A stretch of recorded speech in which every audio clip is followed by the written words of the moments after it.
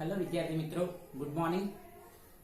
આપણે છેલ્લા વિડિયો લેક્ચરમાં આપણે ચોથું ચેપ્ટર એટલે કે રાસાયણિક બંધન અને આણ્વીય રચના બરાબર છે એની ઇન્ટ્રોડક્શન કરેલો હતો, શરૂઆત કરેલી હતી અને શરૂઆતમાં આપણે ઘણી બધી બાબતોની રજૂઆત કરેલી છે કે એની અંદર વૈજ્ઞાનિકો નવું સંશોધન કરતા આવેલા છે. એની અંદર આપણે દ્રવ્ય કણોનું બનેલું છે. દ્રવ્યનું વર્ગીકરણ ભૌતિક અવસ્થાને આધારે અને રાસાયણિક લાક્ષણિકતાને આધારે થાય અને આ દ્રવ્ય બાદ પછી આપણે એવી સ્પષ્ટતા કરી કે ભાઈ પરમાણુનો સમૂહ એટલે અણુ. તો પછી એ પરમાણુ હોય, અણુ હોય કે આયન હોય, તો કે ભાઈ પરમાણુ બી ન્યુટ્રલ હોય, વીજભારની દ્રષ્ટિએ તટસ્થ હોય, કે ભાઈ અણુ હોય, હાઇડ્રોજન અણુ હોય કે ક્લોરીન અણુ હોય, તો એનું અસ્તિત્વ છે અને એમાં અણુનું અસ્તિત્વ એટલા માટે છે કે કોઈક આકર્ષણ બળની હાજરી હોવી જોઈએ. કહેવાનો મતલબ કે જુદી જુદી સ્પીસીઝમાં અને એ જુદી જુદી સ્પીસીઝમાં ખાસ કરીને પરમાણુ, અણુ કે આયન વચ્ચે પ્રવર્તતું એક આકર્ષણ બળ, જેને શું કહેવાય છે? રાસાયણિક બંધ કહેવાય છે, રાસાયણિક બંધન કહેવાય છે. અને આ રાસાયણિક બંધન ધરાવતું કોઈ બી પ્રણાલી, તે પછી અણુ હોય, આયન હોય કે પરમાણુ હોય, એ નિમ્નતમ શક્તિ પ્રાપ્ત કરવાનું વલણ ધરાવે તો જ એ સ્ટેબિલિટી ધરાવતું જોવા મળે એવું સમજેલા છે. તો કે ભાઈ આ જે સ્પીસીસ છે એ સ્પીસીસમાં એક પ્રકારનું જે આકર્ષણ બળ છે, રાસાયણિક બંધની હાજરી છે. તો એ રાસાયણિક બંધની હાજરીને સમજવા માટે ખાસ કરીને આપણે વૈજ્ઞાનિકોનો જે પાઠ છે એ ખરેખર રાસાયણિક બંધની હાજરીને સમજવા માટે આપણે કેટલાક સિદ્ધાંતો જે વૈજ્ઞાનિકો દ્વારા રજૂ કરેલા છે, એમાં ખાસ કરીને કોસેલ લુઈસ અભિગમ, ત્યાર પછી VSEPR સિદ્ધાંત, વેલેન્સ બોન્ડ થિયરી અને લાસ્ટમાં મોલિક્યુલર ઓર્બિટલ થિયરી. તો આ ચારે ચાર સિદ્ધાંત દ્વારા આપણે શું સમજવાનું છે? આ ચારે ચાર સિદ્ધાંત દ્વારા આપણે એવું સમજવાનું છે કે ભાઈ કોઈ બી સ્પીસીઝ હોય, એ સ્પીસીઝ પરમાણુ, અણુ કે આયન સ્વરૂપે હોય તો એની અંદર જે આકર્ષણ બળની હાજરી છે એ કેવી રીતે મળેલી છે, એ વૈજ્ઞાનિકોનું સંશોધનનો પાઠ છે. તો એમાં આ આખું ચેપ્ટર ઇન્વોલ્વમેન્ટમાં છે.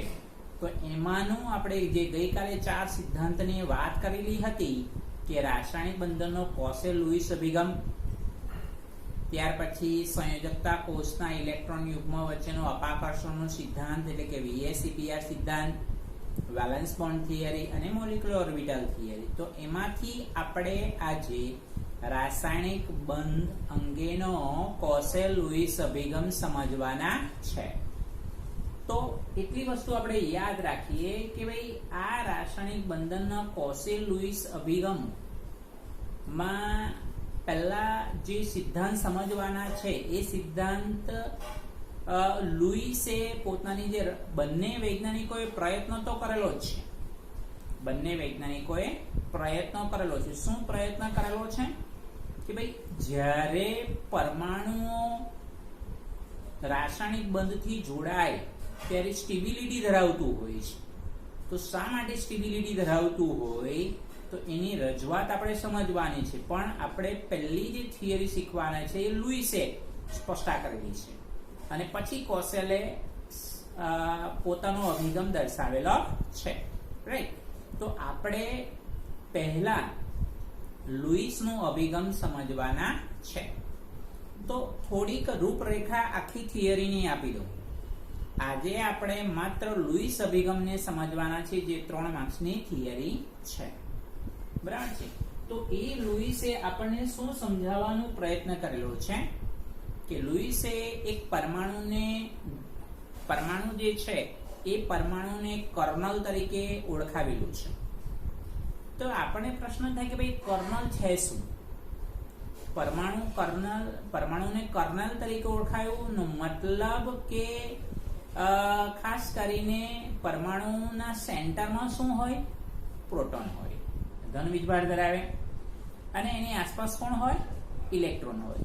એટલે કર્નેલ નો મતલબ એવો એમણે સમજાવવાનો પ્રયત્ન કરેલો છે કે ભાઈ કેન્દ્ર વત્તા ઇલેક્ટ્રોન. તો એને પરમાણુને કર્નલ તરીકે એમણે ઓળખાવવાનો પ્રયત્ન કરેલો છે, અને એની અંદર એવો સમજાવવાનો પ્રયત્ન કરેલો છે કે એ પરમાણુમાં વધુમાં વધુ 8 ઇલેક્ટ્રોન હોય. એ કોઈ પણ પરમાણુ હોય, બરાબર છે, વધુમાં વધુ 8 ઇલેક્ટ્રોન સમાઈ શકે. તો કે ભાઈ એ 8 ઇલેક્ટ્રોન આવ્યા કેવી રીતે, એની કમ્પેરિઝન, એની ધારણા કરેલી છે. બરાબર છે. વધુમાં વધુ 8 નો મતલબ 8 કે 8 કરતા ઓછા, 8 કરતા વધારે નહીં. બરાબર છે. અને પછી એમણે સ્પષ્ટ સમજૂતી આપી કે ભાઈ જ્યારે ખરેખર પરમાણુ રાસાયણિક બંધથી જોડાય છે, અને એ રાસાયણિક બંધથી ક્યારે જોડાય? જ્યારે એ સંયોજકતા ઇલેક્ટ્રોનની લેવડ દેવડ કરતો હોય. એક સંયોજકતા ઇલેક્ટ્રોન આપી દે એક પરમાણુ, તો બીજો પરમાણુ એની સામે એ સંયોજકતા ઇલેક્ટ્રોનને સ્વીકારી લે, તો એમની વચ્ચે બંધની રચના થાય. તો ત્યારે જે તે અણુ બને તે સ્ટેબિલિટી ધરાવતું જોવા મળે. એવી સ્પષ્ટતા લુઈસે આપણને કરી દીધેલી જોવા મળે. સમજાય છે? તો આ મુદ્દાને આપણે ડિટેલમાં સમજવાનું છે. એની અંદર આપણે 2 થી 3 મુદ્દાની વાત કરીશું કે બાહ્યતમ કોષના ઇલેક્ટ્રોન એટલે સંયુક્તા કોષના ઇલેક્ટ્રોન કહેવાય. કોષ એટલે તો તમે બીજા ચેપ્ટરમાં શીખેલા છે, છેલ્લા મુદ્દામાં આવે. મુખ્ય ક્વોન્ટમાંક ભાઈ n બરાબર 1 એટલે k કોષ, n બરાબર 2 એટલે l કોષ. બરાબર છે. તો એ કોષના શબ્દથી તમે પરિચયમાં છો, રાઈટ? તો આ વસ્તુની હવે આપણે શરૂઆત કરીશું. એટલે આજે આપણે રાસાયણિક બંધન અંગેનું હેડિંગ એવું છે કોસેલ-લુઈસ અભિગમ, પરંતુ આપણે સમજવાના શું છે? લુઈસ અભિગમ. એટલે કે લુઈસે રાસાયણિક બંધ વિશેની કઈ સમજૂતી આપી, એ જ સિદ્ધાંત આજના લેક્ચરમાં આપણે સમજવાના છે. બહુ શાંતિથી સમજીશું, રાઈટ? તો શરૂઆત કરીએ કે શું સ્પષ્ટતા કરેલી છે રાસાયણિક બંધન અંગેનો કોસેલ-લુઈસ અભિગમ. તો ઇલેક્ટ્રોનની સાપેક્ષમાં રાસાયણિક બંધની રચનાની સમજૂતી માટે, જો વાક્ય રચના, ઇલેક્ટ્રોનની સાપેક્ષમાં રાસાયણિક બંધનની રચનાની સમજૂતી માટે ઘણા પ્રયત્નો થયા, પરંતુ 1916માં વૈજ્ઞાનિકો કોસેલ અને લુઈસે સંતોષકારક સમજૂતી આપી. કારણ કે રાસાયણિક બંધ જ્યાં આવે ત્યાં ઇલેક્ટ્રોન તો આવવાનો જ છે, રાઈટ? તો એની રાસાયણિક બંધની રચના કેવી રીતે થાય, એની ઉત્પત્તિ કેવી રીતે થયેલી છે, તો એને આપણે ઇલેક્ટ્રોનના સંદર્ભમાં સમજવાનું થશે. તો જુઓ, લુઈસે પરમાણુને એક ધનભાર ધરાવતા કર્નેલનો મતલબ સમજાવેલો છે કેન્દ્ર વત્તા અંદરના ઇલેક્ટ્રોન. હવે અંદરના ઇલેક્ટ્રોન ને બહારના ઇલેક્ટ્રોન એટલે શું, એ તો જનરલી તમને ખબર છે, બરાબર છે? હવે દાખલા તરીકે હું એવું લખું, બરાબર છે, સોડિયમની હું ઇલેક્ટ્રોન રચના લખું, સોડિયમનો પરમાણુ ક્રમાંક છે 11, તો હું લખું નિયોન 3s1, આમ લખાય, બરાબર છે? તો કે ભાઈ નિયોન 3s1 એટલે આમાં નિયોન એ અંદરના કોષના ઇલેક્ટ્રોન થઈ ગયા, અને 3s1 એટલે બાહ્યતમ કોષના ઇલેક્ટ્રોન થઈ ગયા, રાઈટ? તો આ વસ્તુ છે. એટલે અંદરના ઇલેક્ટ્રોનનો મતલબ આવો અર્થ સમજવાનો છે, અંદરના કોષના ઇલેક્ટ્રોન. તો લુઈસે પરમાણુને એક ધનભાર ધરાવતા કર્નેલ કેન્દ્ર વત્તા અંદરના ઇલેક્ટ્રોન તરીકે ગણ્યું અને જણાવ્યું કે બાહ્યતમ કોષમાં વધુમાં વધુ 8 ઇલેક્ટ્રોન સમાઈ શકે. એટલે જુઓ, સોડિયમ છે નિયોન 3s1, તો વધુમાં વધુ 8 ઇલેક્ટ્રોનનો મતલબ શું? બાહ્યતમ કોષમાં 8 કે 8 કરતા ઓછા ઇલેક્ટ્રોન. બીજું ઉદાહરણ દાખલા તરીકે હું આપું, 17 ક્લોરીન, તો નિયોન હું લખીશ 3s2 3p5, બરાબર. તો અંદરના કોષના ઇલેક્ટ્રોન કેટલા છે? 10. જ્યારે બાહ્યતમ કોષના ઇલેક્ટ્રોન કેટલા છે? 7. બરાબર છે. એટલે એવું જરૂરી નથી કે 8 ઇલેક્ટ્રોન ન આવે. બહારના કોષમાં 8 ઇલેક્ટ્રોન આવે, પણ 8 કરતા વધારે ઇલેક્ટ્રોન આવશે નહીં. અષ્ટક પૂર્ણ પ્રાપ્ત કરેલું હશે, આપણે એવું કહી શકાય. તો માની લો કે ભાઈ 18 આર્ગોન, તો એની ઇલેક્ટ્રોન રચના હું એમ લખીશ નિયોન 3s2 નિયોન 3s2 આવી રીતના આપણે લખીશું. તો બાહ્યતમ કોષમાં 8 ઇલેક્ટ્રોન થવાના છે. એટલે બાહ્યતમ કોષમાં 8 ઇલેક્ટ્રોન થવાના છે. એટલે વધુમાં મતલબ આપણે એવું સમજવાના છે કે 8 કરતા ઓછા ઇલેક્ટ્રોન એવો અર્થ સમજવાનો છે. તો એ લુઈસે આપણને સમજાવવાનો પ્રયત્ન કરેલો છે, રાઈટ. અને આપણે હમણાં જોયું કે ભાઈ આર્ગોન કોણ છે? ઉમદા વાયુ, નિષ્ક્રિય વાયુ, શૂન્ય સમૂહનું તત્વ. તો એના અનુસંધાનમાં લુઈસે પોતાની રજૂઆત પહેલા ઉમદા વાયુના સંદર્ભમાં જ કરેલી છે કે ભાઈ ઉમદા વાયુ હોય એના બાહ્યતમ કોષમાં જ 8 ઇલેક્ટ્રોન હોય. એના સિવાયના જે એલિમેન્ટ છે એમાં 8 કરતા ઓછા ઇલેક્ટ્રોન રહેવાના છે, એવું લુઈસે આપણને સ્પષ્ટતા કરી દીધેલી હોય છે. તો જુઓ, બાહ્યતમ કોષમાં વધુમાં વધુ 8 ઇલેક્ટ્રોન સમાઈ શકે. તો વિશેષમાં એ પણ જણાવ્યું કે આ 8 ઇલેક્ટ્રોન કર્નેલની આસપાસ સંઘનના 8 ખૂણાઓ પર ગોઠવાયેલા હોય છે. કોના 8 ઇલેક્ટ્રોન? ઉમદા વાયુઓના 8 ઇલેક્ટ્રોન હોય. એટલે માની લો કે આપણે આર્ગોનની વાત કરીએ કે નિયોનની વાત કરીએ, રાઈટ. તો કે ભાઈ એનો બી પોતાનું પરમાણુ કર્નેલ હોય. આર્ગોનનો પરમાણુ હોય તો એ આર્ગોનનો પરમાણુ સેન્ટરમાં તો ધન વિદ્વાર જ હોય, પણ એની આસપાસના જે 8 ઇલેક્ટ્રોન છે એ 8 ઇલેક્ટ્રોન આવી રીતે સંઘનના ખૂણા ઉપર ગોઠવાયેલા હોવા જોઈએ એવી માન્યતા લુઈસ ધરાવતું હતું. લુઈસ એવી માન્યતા ધરાવતો હતો. આ 8 ઇલેક્ટ્રોન કર્નેલની આસપાસ સંઘનના 8 ખૂણા ઉપર ગોઠવાય છે. આમ સોડિયમનો બાહ્યતમ કક્ષાનો 1 ઇલેક્ટ્રોન સંઘનના એક જ ખૂણા ઉપર ગોઠવાશે. કેમ? કારણ કે સોડિયમનો જે પરમાણુ છે એના બાહ્યતમ કોષમાં કેટલા ઇલેક્ટ્રોન છે? એક જ છે. બરાબર છે. એટલે એવી જ રીતે આપણે સોડિયમ માટે વિચારવાનું હોય તો આટલે 8 ઇલેક્ટ્રોન ન મુકાય, માત્ર એક જ ઇલેક્ટ્રોન મુકાય કોઈ પણ એક ખૂણા ઉપર. 8 ખૂણા થઈ ગયા, 4 અને 4 8. જ્યારે આ સોડિયમનો બાહ્યતમ કક્ષાનો 1 ઇલેક્ટ્રોન સંઘનના એક ખૂણા ઉપર ગોઠવાશે, જ્યારે ઉમદા વાયુની બાબતમાં 8 ઇલેક્ટ્રોન સંઘનના 8 ખૂણા ઉપર ગોઠવાયેલા હશે એવી માન્યતા લુઈસે જણાવેલી છે. લુઈસે એવી રજૂઆત આપણને કરી આપી દીધેલી છે, રાઈટ. તો હવે જુઓ, ઇલેક્ટ્રોનનું આ અષ્ટક વિશિષ્ટ રીતે સ્થાયી ઇલેક્ટ્રોનની ગોઠવણીની રજૂઆત કરે છે.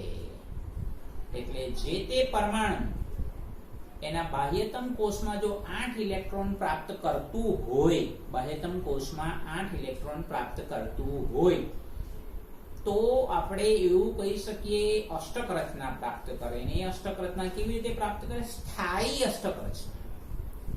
કોઈ પણ પરમાણુ હોય, આયન હોય, એના બાહ્યતમ કોષમાં જેટલા ઇલેક્ટ્રોન હોય 8 ઇલેક્ટ્રોન હોય તો એ સ્થાયી અષ્ટક રચના. અષ્ટક રચનાનો મતલબ બાહ્યતમ કોષમાં 8 ઇલેક્ટ્રોન હોવા, રાઈટ. તો હવે પછી લુઈસનો આ રાસાયણિક બંધનનો નિયમને બરાબર યાદ રાખીશું. એકદમ સિમ્પલ છે કે જ્યારે પરમાણુ રાસાયણિક બંધથી જોડાય છે ત્યારે એ સ્થાયી અષ્ટક રચના પ્રાપ્ત કરતું જોવા મળે છે, એવું લુઈસે આપણને સ્પષ્ટ કરી દીધેલું છે. લખ્યું છે, લુઈસે જણાવ્યું કે પરમાણુ જ્યારે રાસાયણિક બંધથી જોડાય છે ત્યારે સ્થાયી અષ્ટક રચના પ્રાપ્ત કરે છે. એનું ઉદાહરણ બી સમજવાના છે. લુઈસે જણાવ્યું કે આ વાક્ય રચનાને અવતરણ ચિહ્નમાં અને લાલ પેનથી લખવાનું રીઝન આ છે. વિદ્યાર્થી મિત્રો ધ્યાનમાં રાખજો, બરાબર છે. એટલે હું જે મહત્વનો મુદ્દો છે તેને હું અલગ પેનથી નોટિફાઈ કરું છું, એટલે ધ્યાન રાખજો. થિયરી લખો ત્યારે આ મુદ્દો હોવો જ જોઈએ, બરાબર છે. લુઈસે જણાવ્યું કે પરમાણુ જ્યારે રાસાયણિક બંધથી જોડાય ત્યારે સ્થાયી અષ્ટક રચના પ્રાપ્ત કરે છે. તો કેવી રીતે એને ઉદાહરણ દ્વારા બી આપણે સમજવાના છે.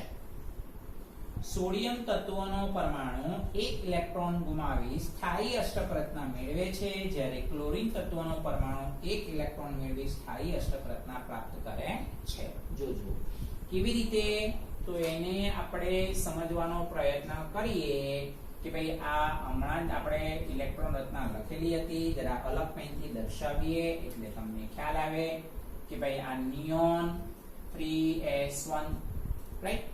તો હવે સોડિયમ પરમાણુ બાહ્યતમ કોષનો એક ઇલેક્ટ્રોન ગુમાવશે એટલે Na+, એટલે આપણે લખી શકીએ નિયોન 3s0. તો કે ભાઈ સ્થાયી અષ્ટક રચના કેવી રીતે પ્રાપ્ત થઈ, તો કે ભાઈ આપણે આ નિયોનની ઇલેક્ટ્રોન રચના શું થાય, હિલિયમ 2s2 2p6. એટલે આ જે Na+ છે ધ્યાનમાં રાખો, એ સ્થાયી અષ્ટક રચના પ્રાપ્ત કરે છે. એના Na+ ના બાહ્યતમ કોષમાં 8 ઇલેક્ટ્રોન છે, આપણે એવું કહી શકીએ. એટલે આ એક મુદ્દાની આપણી પાસે સ્પષ્ટતા થઈ. એવી રીતે 17 ક્લોરીન, એની ઇલેક્ટ્રોન રચના neon 3s2 3p5, neon 3s2 3p5.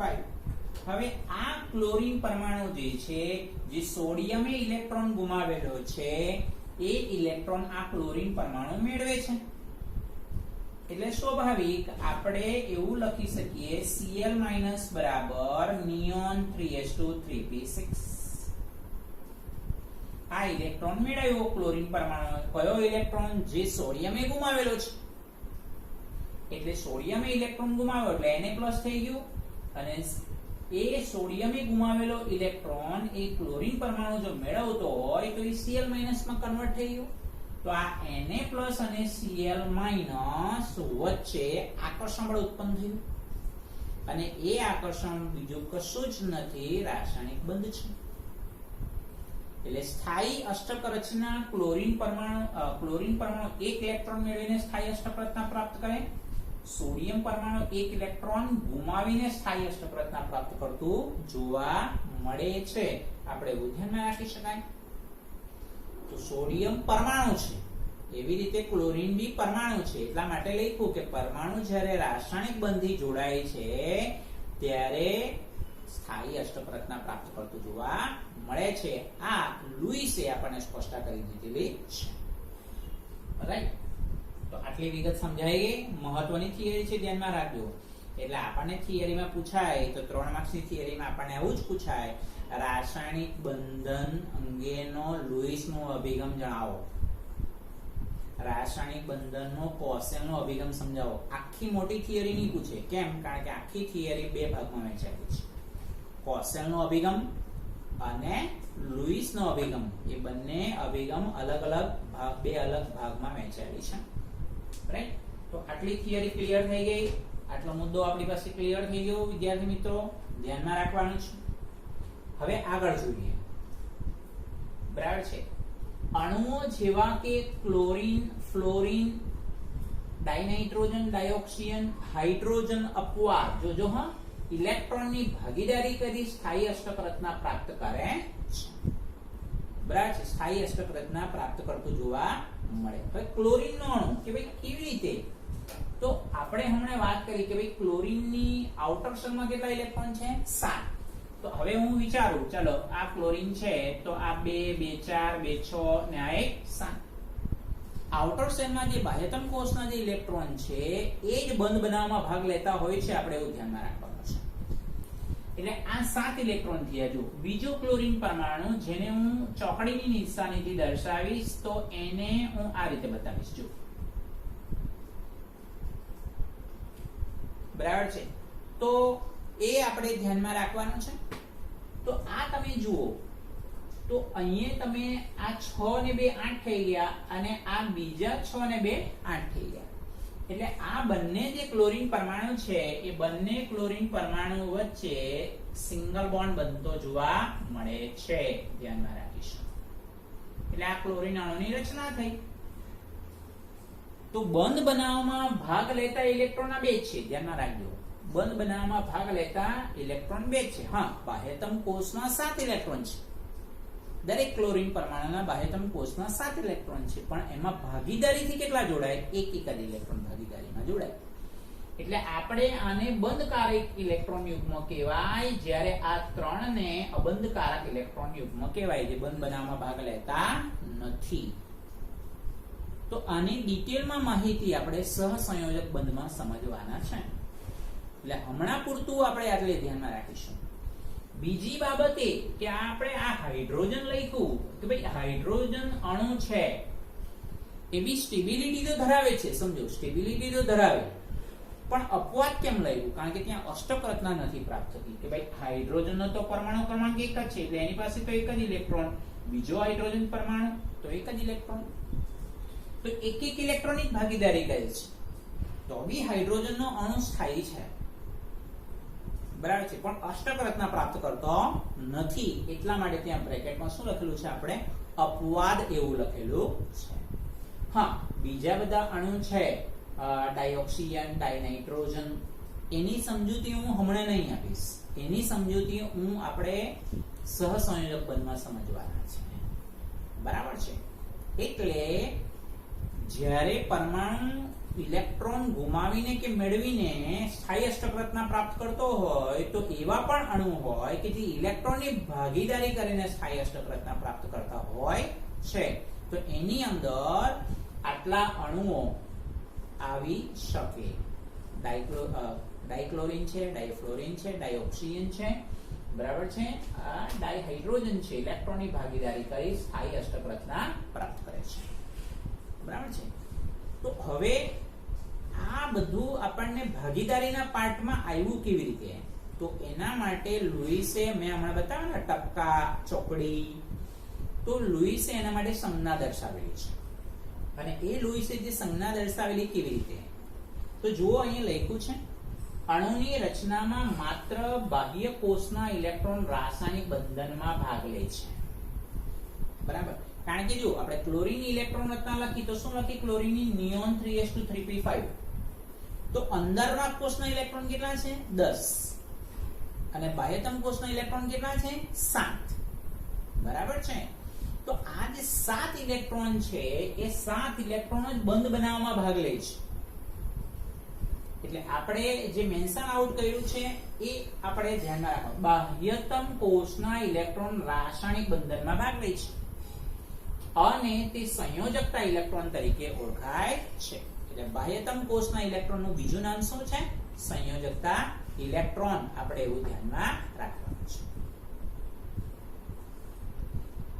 અંદરના કોષના ઇલેક્ટ્રોન રક્ષિત હોવાને કારણે બંધની રચનામાં ભાગ લેતા નથી. અંદરના કોષના ઇલેક્ટ્રોન એટલે ફરી પાછી વાત કરું, ક્લોરીનમાં નિયોન આવશે, એવી રીતે સોડિયમમાં બી શું આવશે? નિયોન આવશે. તો એ અંદરના કોષના ઇલેક્ટ્રોન કેવા છે? સુરક્ષિત છે, એટલે બંધ બનાવવામાં ભાગ લેતા નથી. આપણે આ ધ્યાનમાં રાખવાનું છે. તત્વના સંયોજકતા ઇલેક્ટ્રોનની દર્શાવવા માટે, બરાબર છે, તત્વના સંયોજકતા ઇલેક્ટ્રોનને દર્શાવવા માટે લુઈસે જે સંકેતનો ઉપયોગ કર્યો તેને લુઈસ સંજ્ઞા કહેવાય છે. જો તત્વના સંયોજકતા ઇલેક્ટ્રોનને દર્શાવવા માટે લુઈસે જે સંકેતનો ઉપયોગ કર્યો તેને શું કહેવાય? લુઈસ સંજ્ઞા કહેવાય છે. તો આ કેવી રીતે ખ્યાલ આવ્યો? તો એનું ઉદાહરણ આપ્યું છે લુઈસે કે ભાઈ બીજા આવર્તના તત્વો જોજો. હા, હવે મેં તમને કીધું ને ત્રીજું ચેપ્ટર આપણને ઉપયોગી થવાનું છે. તો ત્રીજા ચેપ્ટરની અંદર આવર્ત આવે, પહેલો આવર્ત, બીજો આવર્ત, ત્રીજો આવર્ત, સાતમો આવર્ત અધૂરો આવર્ત છે, સમૂહ 1 2 3 4 5 થી માંડીને 18 સુધી, રાઈટ. તો આની અંદર આપણે બીજા આવર્તના તત્વોના ઉદાહરણ આપેલા છે, રાઈટ. તો અહીંયા બીજા આવર્તના તત્વોની લુઈસ સંજ્ઞા નીચે મુજબ દર્શાવેલી છે. તો બીજા આવર્તના તત્વો કયા કયા છે? Lithium, beryllium. લિથિયમનો પરમાણુ ક્રમાંક કેટલો? 3, બેરિલિયમનો 4, બોરોનનો 5, કાર્બનનો 6, નાઇટ્રોજનનો 7, ઓક્સિજનનો 8, ફ્લોરિનનો 9 અને નિયોનનો 10. રાઈટ. તો આ જે એલિમેન્ટ છે, સમજો એ એલિમેન્ટ કેટલા થયા? 8 થયા. ધ્યાનમાં રાખો. તો જો બીજા આવર્તના તત્વોની લુઈસ સંજ્ઞા નીચે મુજબ છે. તો લિથિયમ પર એક જ લાલ ટપકું બતાવેલું છે, જુઓ. એવું કેમ બતાવ્યું હશે? તો લિથિયમનો પરમાણુ ક્રમાંક 3 છે. તમારે લિથિયમની ઇલેક્ટ્રોન રચના લખવી છે તો મારે શું લખાય? હિલિયમ 2s1 એમાં લખાય હિલિયમ 2s1. તો અહીંયા એક જ ટપકું કેમ બતાવ્યું? કેમ? કારણ કે એના બાહ્યતમ કોષમાં એક જ ઇલેક્ટ્રોન છે. એના સંયુક્ત કોષમાં કેટલા ઇલેક્ટ્રોન છે? એક જ છે. એટલા માટે એક ટપકું પાડ્યું. એવી રીતે બેરિલિયમનો પરમાણુ ક્રમાંક કેટલો થવાનો? 4. તો એની ઇલેક્ટ્રોન રચના શું આવે? તો હિલિયમ 2s2. તો એના સંયુક્ત ઇલેક્ટ્રોન કેટલા થયા? 2. એટલે કેટલા ટપકા પાડ્યા? 2 ટપકા પાડ્યા. કહેવાનો મતલબ કે બાહ્યતમ કોષના ઇલેક્ટ્રોન જ રાસાયણિક બંધ બનાવવામાં ભાગ લેતા જોવા મળે. તે કાં તો ઇલેક્ટ્રોન ગુમાવીને કાં તો ઇલેક્ટ્રોન મેળવીને. એટલે બેરિલિયમની આસપાસ કેટલા ટપકા પાડ્યા? 2. બોરોનની આજુબાજુ 3. એટલે વારાફરતી તમે પરમાણુ હવે ઇલેક્ટ્રોન રચના તો પરિચય છે. બોરોનનો પરમાણુ ક્રમાંક 5 એટલે 2s2 2p1 એમ લખાય. પછી p કક્ષકમાં વારાફરતી તમે ઇલેક્ટ્રોન ઉમેરતા જાઓ એટલે લાસ્ટમાં તમારું ખાસ કરીને નિયોન આવશે 2s2 2p6. એટલે બોરોનની આજુબાજુ 3 ઇલેક્ટ્રોન, કારણ કે સંયુક્ત ઇલેક્ટ્રોનની સંખ્યા 3. બરાબર છે. આ તમારી પાસે કાર્બન, તો કે ભાઈ સંયુક્ત ઇલેક્ટ્રોનની સંખ્યા 4. આ સંયુક્ત ઇલેક્ટ્રોનની સંખ્યા 5 એટલે 5 ટપકા, પછી 6, પછી 7 ને પછી 8. રાઈટ. તો તત્વના સંયુક્ત ઇલેક્ટ્રોનને દર્શાવવા માટે લુઈસે જે સંકેતનો ઉપયોગ કર્યો તેને લુઈસ સંજ્ઞા કહેવાય. અને એમાં બીજા આવર્તના તત્વનું ઉદાહરણ આપીને લુઈસે પોતાની સંજ્ઞાનો સમજૂતી આપેલી છે. તો આ લુઈસ સંજ્ઞાનું શું ઇમ્પોર્ટન્સ છે એ આપણને સમજાવવાનો પ્રયત્ન કરેલો છે. કેવી રીતે? તો કે ભાઈ તત્વની સંજ્ઞાની આસપાસ ટપકાની સંખ્યાને જે તે તત્વના સંયુક્ત ઇલેક્ટ્રોન તરીકે ગણવામાં આવે છે. સમજી ગયા આપણે કે ભાઈ આ ટપકા શું બતાવે છે? ટપકા આપણને એવું જ બતાવે કે સંયોજકતા ઇલેક્ટ્રોન છે. કે રાઈટ. પહેલો મુદ્દો મહત્વ. લુઈસ સંજ્ઞાનું શું મહત્વ છે તો આપણને એક્સપ્લેન કર્યું. બીજો મુદ્દો શું છે? આ સંયોજકતા ઇલેક્ટ્રોનની સંખ્યા સમૂહની સંયોજકતાની ગણતરી કરવામાં મદદરૂપ થઈ શકે. સમૂહની સંયોજકતાની ગણતરી કરવામાં મદદરૂપ થઈ શકે. એટલે કે એક ટપકું છે એનો મતલબ સંયુક્ત ઇલેક્ટ્રોનની સંખ્યા 1 એટલે પહેલા સમૂહનું તત્વ છે, આ બીજા સમૂહનું તત્વ છે. બરાબર છે. હવે આપણે આના માટેની જ્યારે વાત કરીએ, બોરોન માટેની વાત કરીએ, ત્યારે સમૂહનો ક્રમાંક આવે 13 અને એના સમૂહનો ક્રમાંક આવે 13 અને એ 13 માટેની જ્યારે આપણે વાત કરીએ બોરોન, એલ્યુમિનિયમ, ગેલિયમ, ઇન્ડિયમ ને થેલિયમ, આમ સમૂહ 13. તો 13 માંથી તમે 10 બાદ કરો એટલે આપણને મળે 3, જે એની સંયોજકતા બતાવતું જોવા મળે કે ભાઈ બોરોન, એલ્યુમિનિયમની સંયોજકતાનું મૂલ્ય કેટલું છે? +3. એવી રીતે સમૂહનો ક્રમાંક 14 છે. તો 14 માંથી તમે 10 બાદ કરો એટલે 4 મળે. એટલે 14માં સમૂહનું જે તત્વ છે કાર્બન, તેની સંયોજકતાનું મૂલ્ય આપણને 4 મળી શકે. તો શું લખ્યું? આ સંયોજકતા ઇલેક્ટ્રોનની સંખ્યા સમૂહની સંયોજકતાની ગણતરી કરવામાં મદદરૂપ થઈ શકે. 15મા સમૂહનું તત્વ એટલે આ 14મા સમૂહનું તત્વ જે કાર્બન છે એ 4 ઇલેક્ટ્રોન જો ગુમાવી શકતું હોય તો એ 4 ઇલેક્ટ્રોન મેળવી પણ શકતું હોય. રાઈટ. એવી રીતે નાઇટ્રોજન પરમાણુ બી જો ખાસ કરીને 3 ઇલેક્ટ્રોન જો મેળવી શકતું હોય, બરાબર છે, તો એની સંયોજકતા આપણે ગણવી હોય તો 15મા સમૂહનું તત્વ પ્રથમ તત્વ એટલે 15 ઓછા 10 એટલે 5, સંયોજકતાની સંખ્યા 5 આપણને મળે અને 3 ઇલેક્ટ્રોન મેળવી શકે તો +5 -3 આવી સંયોજકતા આપણને મળી શકે. ઓક્સિજનની સંયોજકતા -2 મળે, ફ્લોરિનની સંયોજકતા -1 મળે. Oxygen, fluorine, nitrogen, oxygen, fluorine એવા એલિમેન્ટ છે જેમને ઇલેક્ટ્રોન ગુમાવવા કરતા ઇલેક્ટ્રોન મેળવવું સરળ બને, જેથી કરીને તેઓ સ્થાયી અષ્ટક રચના પ્રાપ્ત કરે. બરાબર છે. તો આ વસ્તુની સમજૂતી, આ ઇમ્પોર્ટન્સ આપણને અહીંયા આપી દીધેલું જોવા મળે. પછી શું લખ્યું? સામાન્ય રીતે સમૂહ સંયોજકતા લુઈસ સંજ્ઞામાં ઇલેક્ટ્રોનની સંખ્યાને 8 માંથી બિંદુની સંખ્યા અથવા સંયુક્ત ઇલેક્ટ્રોન બાદ કરતા પણ મળે છે. બાદ કરતા મળે એટલે મેં તમને પેલું સમજાવ્યું તે કે ભાઈ જનરલી આપણે વાત કરીએ તો કે ભાઈ આ કાર્બન છે, કાર્બનના સંયુક્ત ઇલેક્ટ્રોનની સંખ્યા 4, તો એ 14મા સમૂહનું તત્વ છે અને અંદરના કોષના ઇલેક્ટ્રોન 10 થાય તો એ 14 માંથી તમે 10 બાદ કરો એટલે સંયુક્ત ઇલેક્ટ્રોનની સંખ્યા 4 મળે. સમૂહ ક્રમાંક 15 છે. સમૂહ ક્રમાંક 15 તો અંદરના કોષના ઇલેક્ટ્રોન 10 છે તો એ 15 માંથી તમે 10 બાદ કરો એટલે બાકી કેટલા રહ્યા? 5. મતલબ એક સરખો થવાનો છે. તો આટલી જે વિગત છે એ વિગત શું બતાવે આપણને? એ વિગત આપણને બતાવે છે લુઈસ સંજ્ઞાનો મહત્વ. એ શું બતાવે છે? લુઈસ સંજ્ઞાનો મહત્વ. એટલે છેલ્લો મુદ્દો આપણને શું સમજાવે? સામાન્ય રીતે સમૂહ સંયોજકતા લુઈસ સંજ્ઞામાં ઇલેક્ટ્રોનની સંખ્યા અને 8 માંથી બિંદુની સંખ્યાનો મતલબ સંયોજકતા ઇલેક્ટ્રોન બાદ કરતા મળે છે. બરાબર છે? એટલે ખાસ કરીને આપણે કીધું કે પહેલા સમૂહનું તત્વ, બીજા સમૂહનું તત્વ, આ 13મા સમૂહનું તત્વ, આ 14મા સમૂહનું, 15મા સમૂહનું, 16, 17 ને 18. બરાબર છે? એ આપણને સમૂહનો ક્રમાંક બતાવે. બરાબર છે? અને એને સંયોજકતા બતાવે કે ભાઈ 14મા સમૂહનું તત્વ છે કે 15મા સમૂહનું તત્વ છે, તેમાં સંયુક્ત ઇલેક્ટ્રોનની સંખ્યા કેટલી? કેમ? કારણ કે એના આઉટર શેલમાં કેટલા ઇલેક્ટ્રોન છે એ દર્શાવતું જોવા મળે છે. આપણને એવો અર્થ સમજાવે છે.